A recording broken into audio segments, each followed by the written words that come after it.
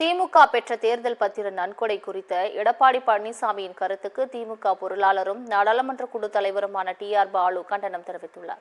இது தொடர்பாக அவர் வெளியிட்டுள்ள அறிக்கையில், எவ்வித சலுகைகளையும் யாருக்கும் காட்டாமல் பெறப்பட்ட தேர்தல் நிதியை வெளிப்படைத்தன்மையுடன் வெளியிட்டிருக்கிறோம் என்று தெரிவித்துள்ளார்.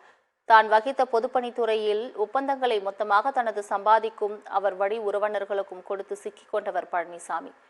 குட்கா விற்பனையாளர்களிடம் மாமூல் வசூலிப்பதற்காக தனியாக ஒரு அமைச்சரை வைத்திருந்தவர் பழனிசாமி என்று குறிப்பிட்டுள்ளார்.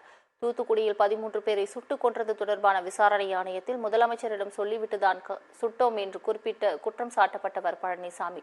பொள்ளாச்சி பாலியல் வழக்கில் சிக்கியவர்களை காப்பாற்றியவர் பழனிசாமி. கொடநாடு கொலை கொள்ளையில் சம்பந்தப்பட்ட குற்றவாளிகளே பழனிசாமி பெயரை வெளியில் சொன்னார்கள் என்று தெரிவித்துள்ளார். இப்படிப்பட்ட நீண்டதொரு குற்றப்பட்டியல் கொண்ட பழனிசாமி விடுத்த அறிக்கையில் பாவத்தை பற்றியெல்லாம் பாலப்பாடம் எடுத்துள்ளதாக விமர்சித்துள்ளார்.